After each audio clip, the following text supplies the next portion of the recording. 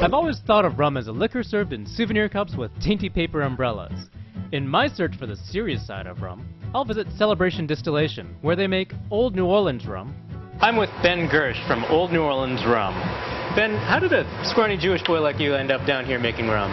Well, we're actually a company that's owned by a local artist, James Michalopoulos. He spends half the year in France, and he actually goes there for a good portion of the year, and his friends were making distilled spirits, and he wanted to make one. Then realized, here we are in the heart of sugarcane, we should be making rum. We've got this big old barrel of molasses here, which is what your rum is made from. Yes, we make rum the traditional style. We use molasses to make our rum. This molasses, we're very fortunate, it actually comes from just 85 miles up the street in Gramercy, Louisiana. We really try to stay as local as we can with this product. What happens to it next? From there, what we do is we'll pump that back to our mixing tank that's back here.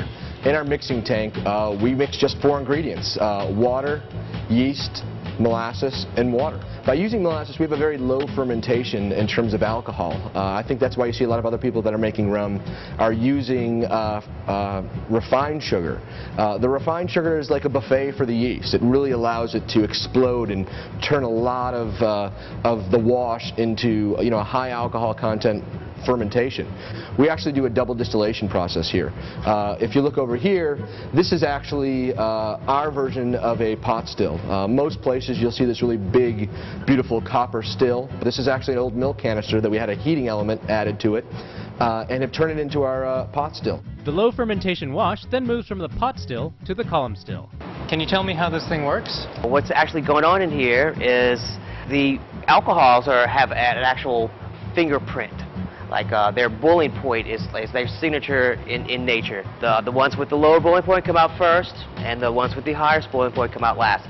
I think as a column still, it was actually a little bit different than a modern column still. We actually have the copper packing inside the column that allows us to give a surface area that we need to actually have a still that allows us to develop a touch.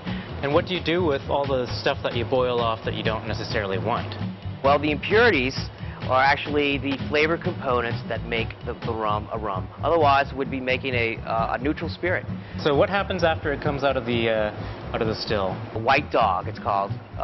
It's about 185 proof, and that is the raw white rum that's really ready to be processed to be called the finished product white rum.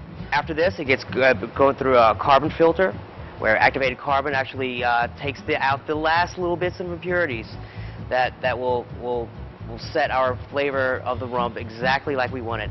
The filtered White Dog goes into bourbon barrels for at least 3 years for their aged rum. It's then bottled, labeled, and enjoyed. Yeah, it feels great to be able to take what we have here and put it to use in a way that's very unique, that actually has a soul.